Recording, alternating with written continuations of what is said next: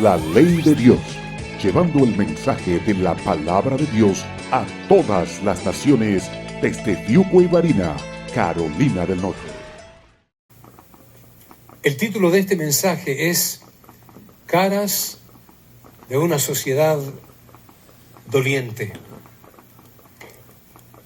Habacuc 3, del 14 al 19, y dice así: Horadaste con sus propios dardos las cabezas de sus guerreros, que como tempestad acometieron para dispersarme, cuyo regocijo era como para devorar al pobre encubiertamente. Caminaste en el mar con tus caballos, sobre la mole de las grandes aguas. Oí y se conmovieron mis entrañas. A la voz temblaron mis labios. Pudrición entró en mis huesos, y dentro de mí me estremecí. Si bien estaré quieto en el día de la angustia, cuando suba al pueblo el que lo invadirá con sus tropas, aunque la higuera no florezca, ni en las vides haya frutos, aunque falte el producto del olivo, y los labrados no den mantenimiento, y las ovejas sean quitadas de la majada, y no haya vacas en los corrales, con todo, yo me alegraré en Jehová, y me gozaré en el Dios de mi salvación. Jehová el Señor es mi fortaleza, el cual hace mis pies como de ciervas, y en mis alturas me hace andar. Padre mío, ante tu santa y divina presencia estamos para darte gracias, Señor, por la lectura de tu palabra. Háblanos a nuestro corazón, te lo pedimos en el nombre de nuestro Señor Jesús. Amén. Hermanos, pueden tomar sus asientos. Tomé este pasaje exclusivamente por lo que atravesó el profeta Habacuc. El profeta Habacuc, al empezar su libro que lleva su nombre, cuestionaba a Dios por todas las calamidades que veía. Pero después dice algo tan interesante, el cual lo acabamos de leer, que no importa si hayan uvas, si hayan sembrados, si hayan ovejas, no importa si no hayan vacas, o no importa si hayan o no hayan. La felicidad de Habacuc no se encontraba en la abundancia de todas esas riquezas, sino que él confesaba y establecía que su gozo y su alegría era Jehová, y él se gozaba en el Dios de su salvación, no en la cantidad de ovejas en la majada. Le puse a este sermón caras de una sociedad doliente, porque lo que vi fue muy interesante, por decir lo menos, estando en el hospital. Y quiero hacer lectura de algo que escribí, quizás que me llamó la atención. Me pusieron en una camilla en la sala de emergencias. No había cuartos disponibles, por eso me dejaron en el pasillo del hospital. Me dice una enfermera: el hospital está repleto. Debía de esperar por una habitación que se desocupara. Comenzaron a pasar los minutos, incluso las horas. Veía una tras otra camilla traída por los paramédicos. A lo lejos lloraba un bebé.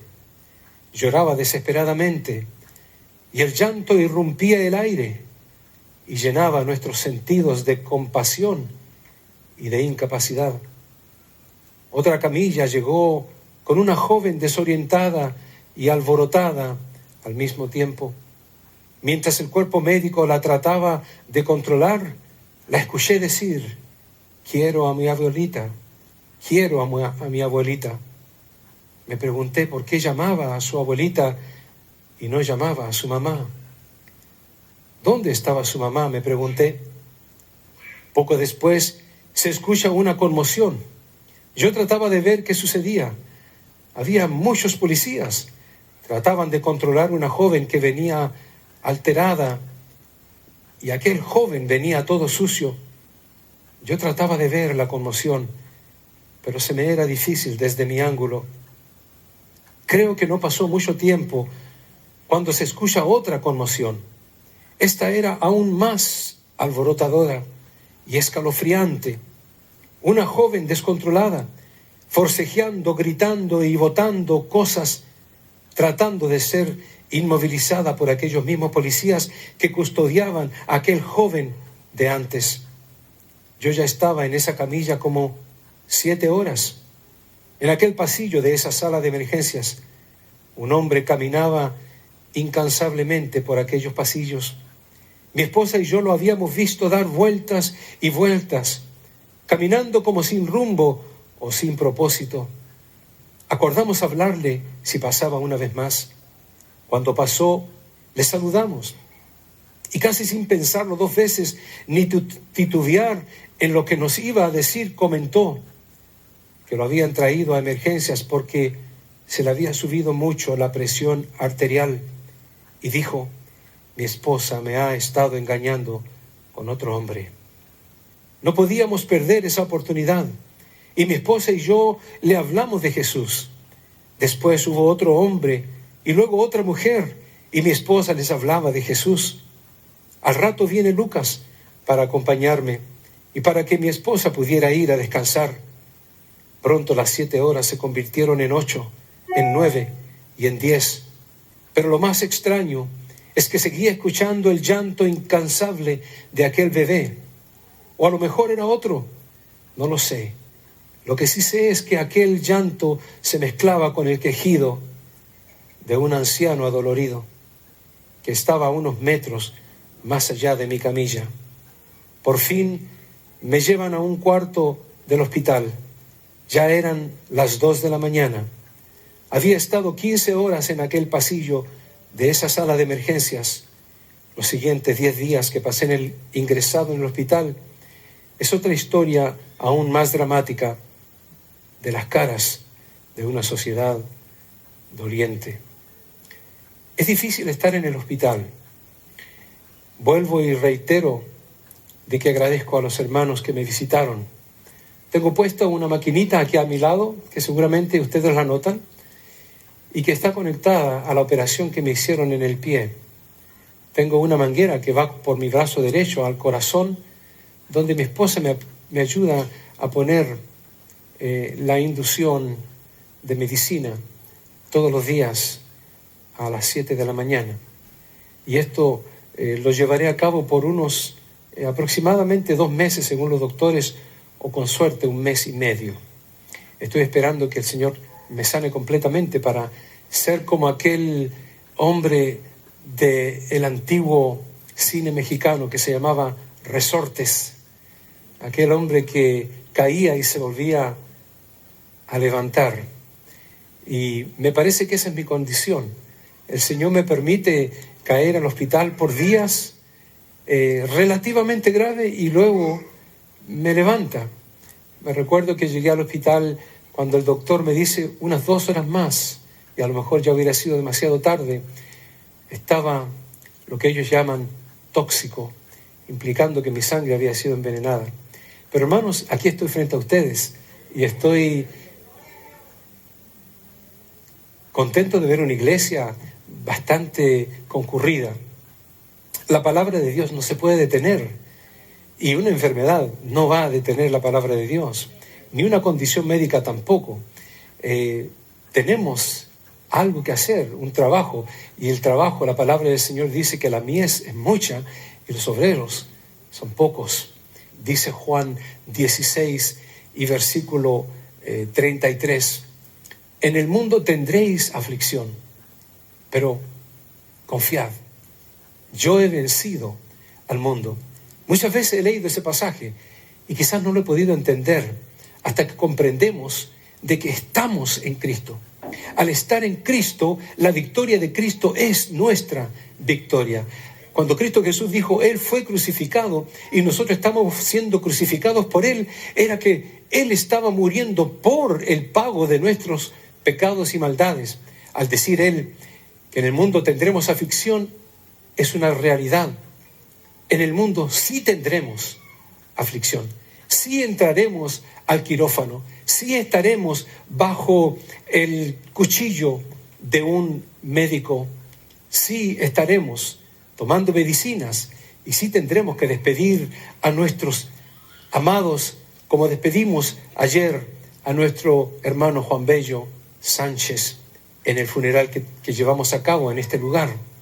En el mundo, dice la palabra de Dios, sí tendréis aflicción. No porque somos cristianos y creyentes tendremos un mundo de lirios o de rosas sin espinas.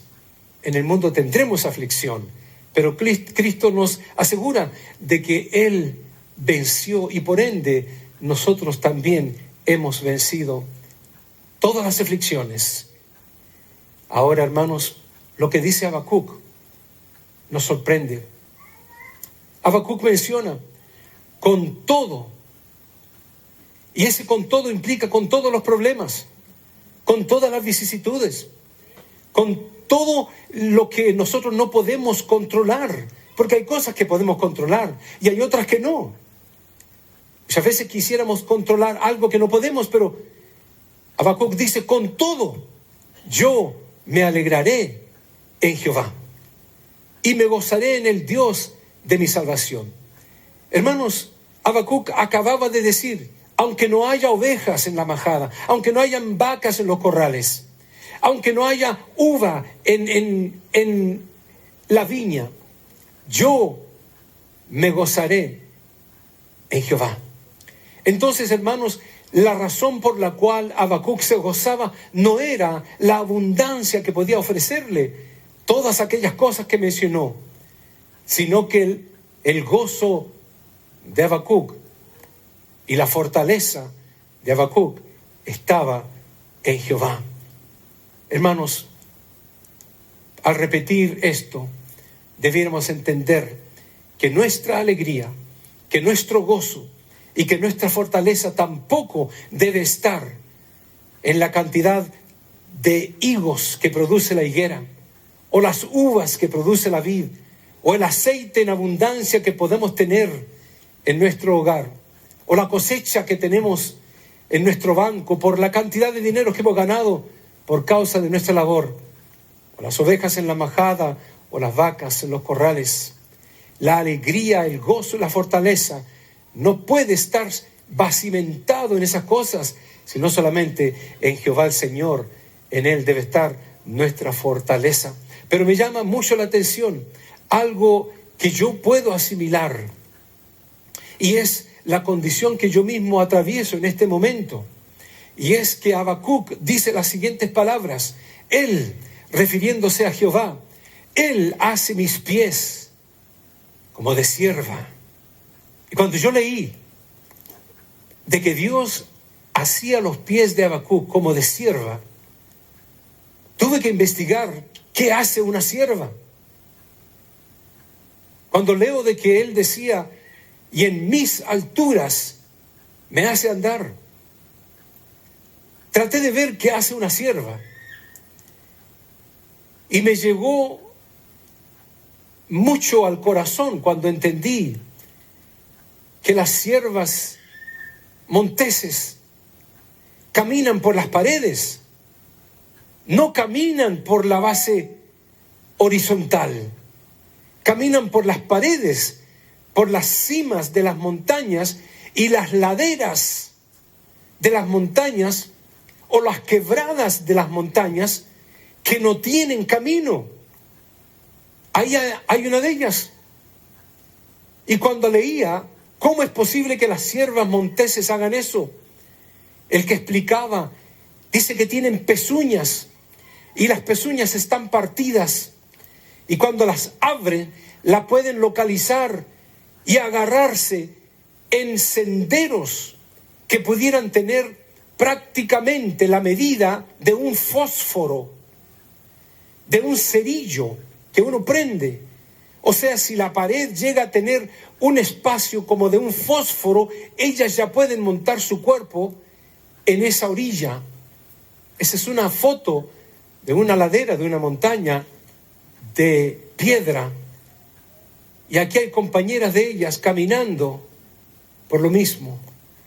El centro de las pezuñas de estas ciervas es suave y son como copas que al ponerse contra la pared absorben y se adhieren a la roca, y luego entonces la dejan ir e incluso saltan, no solamente caminan, sino que saltan, y usted no ve ninguna de ellas resbalándose o cayéndose.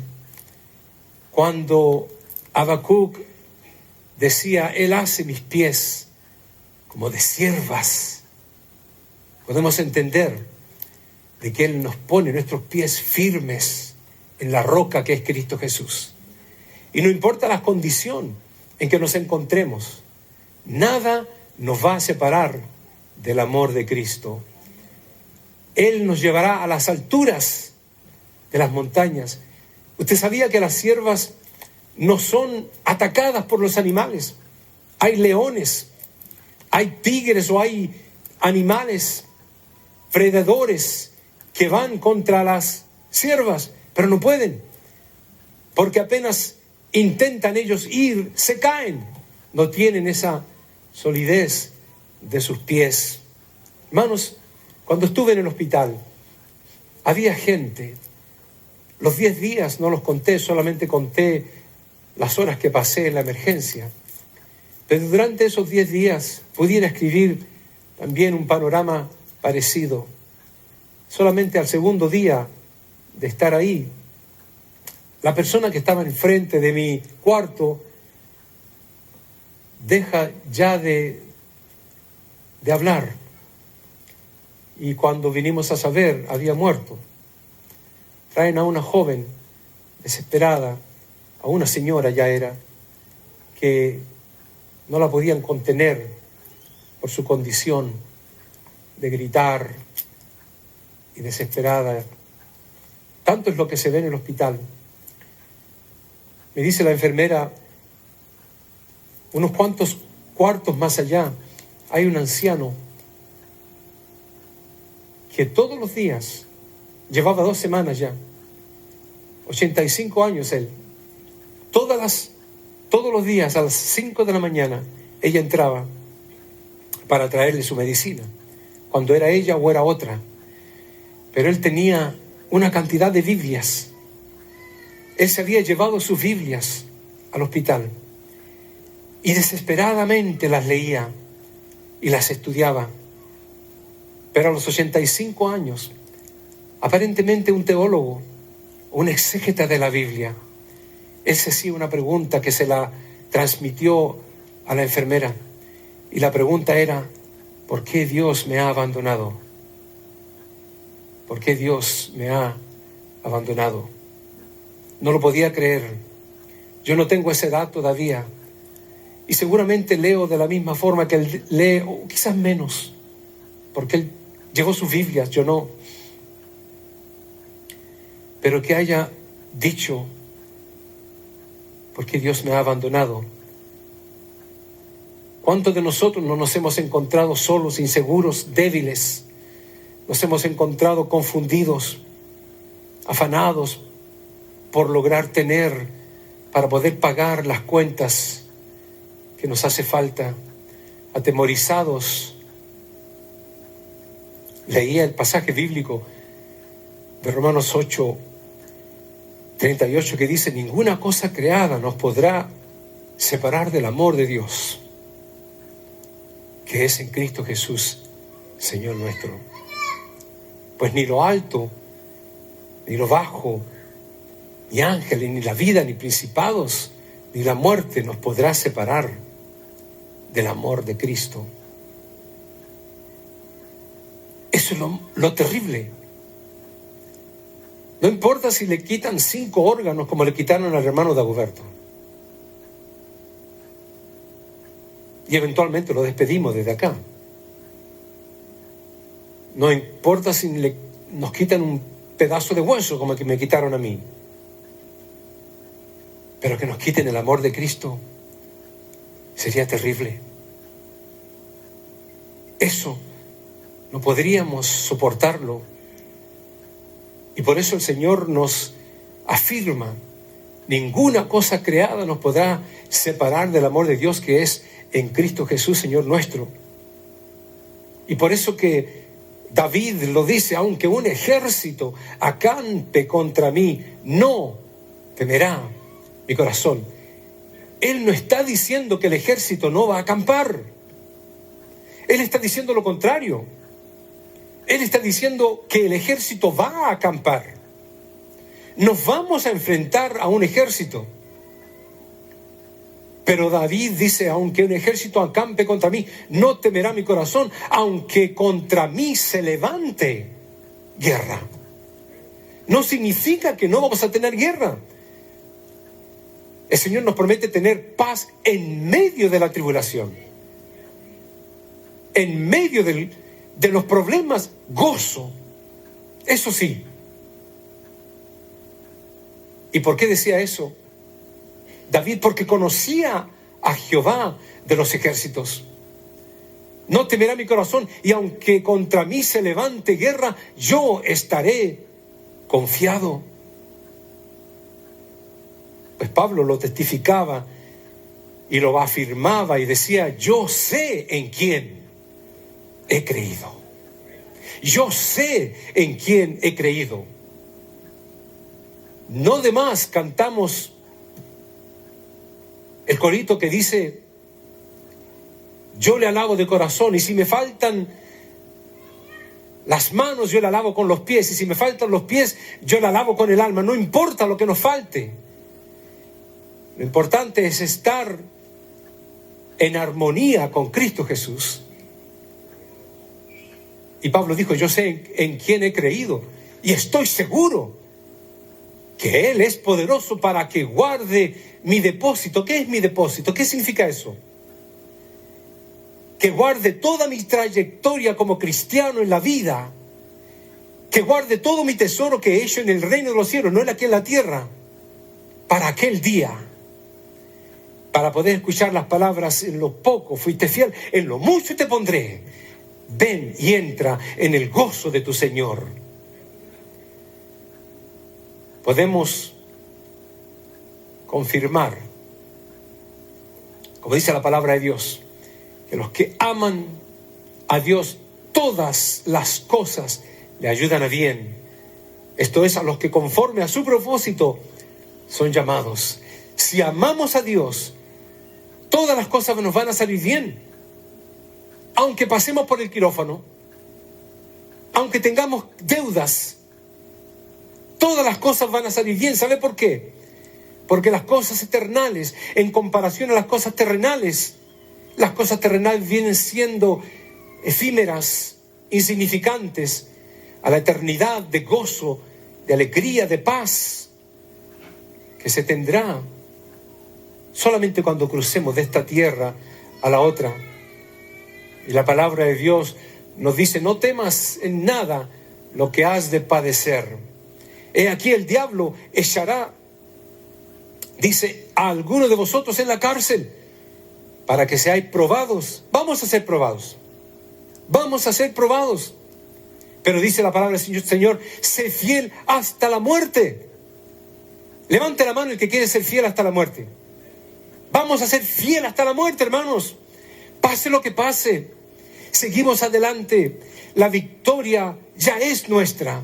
Y la corona de vida que usted tiene, hermanos, el mundo la va a desear y no va a poder tenerla. Pero usted sí. Sé fiel hasta la muerte, dice la palabra de Dios, y yo te daré la corona de la vida. Sí, vamos a ser probados. Sí, vamos a tener que pasar, como dice la palabra de Dios: en el crisol se prueba la plata, y en el horno se prueba el oro, pero el corazón lo prueba Dios. Él va a probar tu corazón. De alguna forma u otra, no tiene que ser asunto de hospital, puede ser de otra índole, pero Dios va a probarnos. Y sabe, la palabra de Dios nos dice de que está la prueba, pero está la tentación también.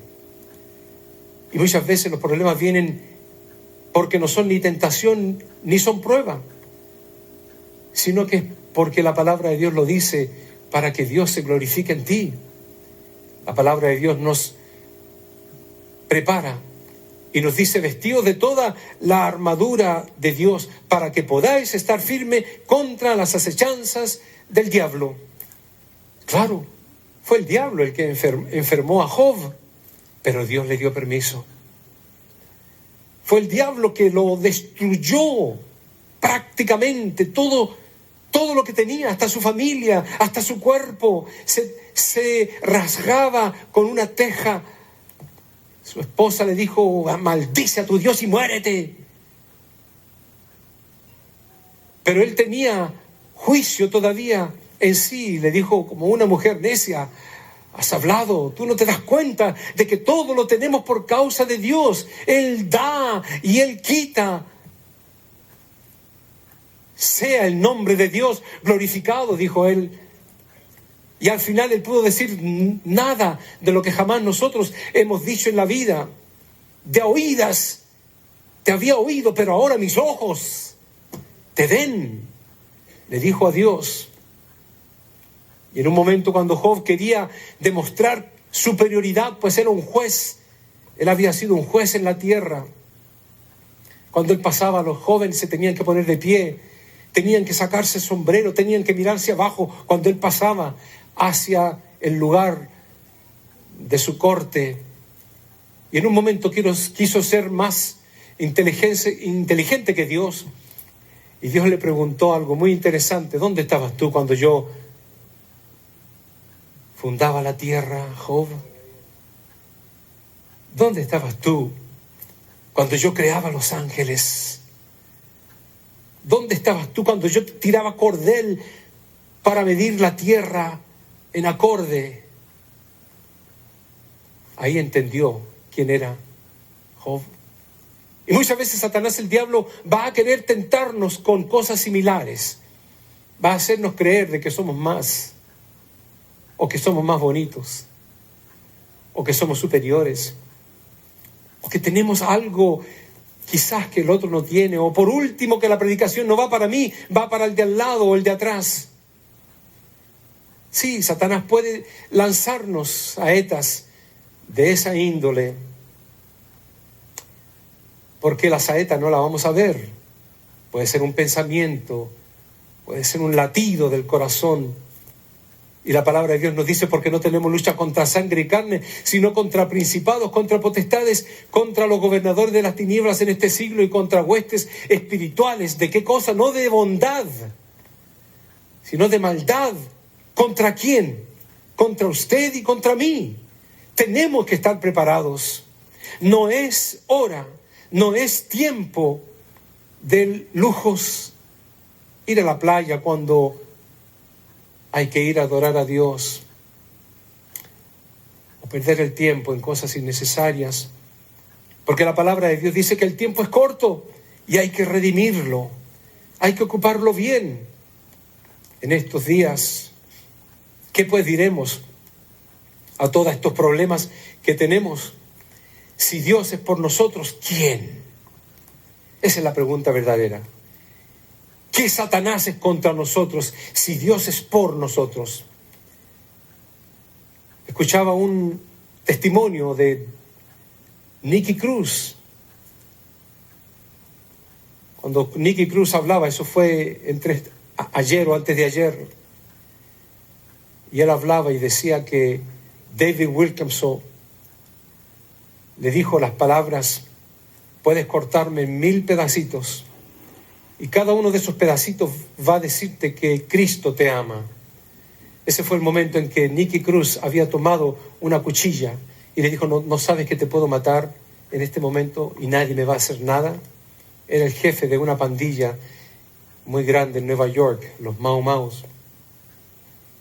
Y dice que aquel predicador comenzó a temblar, pero que en un momento inesperado, cuando él lo estaba observando, David Wilkerson se armó de fuerza y un valor que Nicky Cruz dice que no sabe ni supo de dónde vino, excepto ahora que conoce a Cristo y sabe que fue el Espíritu de Dios que lo llenó de osadía y de poder.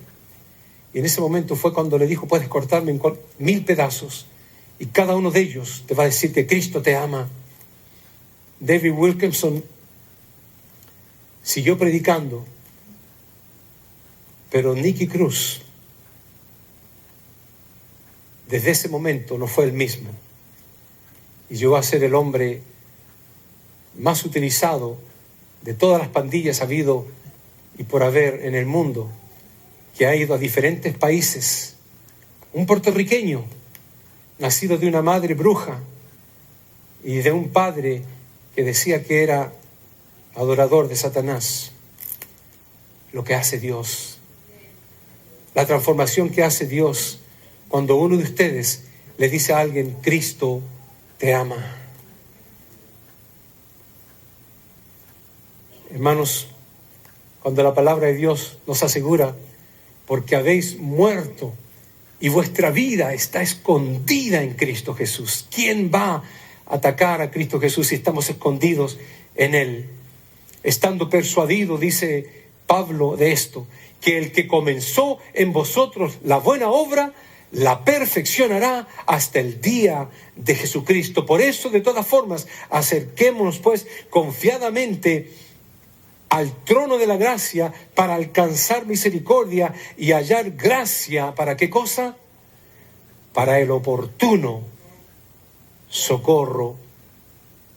Cualquier circunstancia, cualquier condición que no nos amedrente, que no nos dé temor, podemos decir, como David Wilkerson le dijo a Nicky Cruz: sí, puedes cortarme en 1000 pedazos, van a caer a la tierra. O puede estar expuesto como Job: sí, acepto la prueba que me viene, pero nadie va a tocar la relación que tú tienes con Cristo Jesús y la salvación de tu alma. Nadie te la puede arrebatar, porque Cristo Jesús dijo: ¿quién podrá arrebatar los de tu mano? Nadie. ¿Quién se va a atrever a ir contra el Dios del cielo y de la tierra, el que dio su vida por ti y por mí? Te invito a aceptarlo si no lo has aceptado. Te invito a creer de todo corazón en Él. Y si ya has creído en Él, te invito a serle fiel. Lo último que pude experimentar en el hospital fue cuando una mujer musulmana vino a mi cuarto después que mi esposa y yo le hablamos. Vino temblorosa y llorando y dijo: por favor, ora por mí. Y yo le dije: voy a orar por ti, pero no voy a orar por Allah, ni voy a orar por Mohammed. Voy a orar a Dios en el nombre de Jesús. Y me dijo: sí, ora por mí. Y comencé a orar por ella. No sé cuál será el resultado, pero en tu boca, dice la palabra de Dios, tienes el poder de la vida y de la muerte. ¿Cuál vas a usar? La ley de Dios, llevando el mensaje de la palabra de Dios a todas las naciones desde Tiuco y Barina, Carolina del Norte.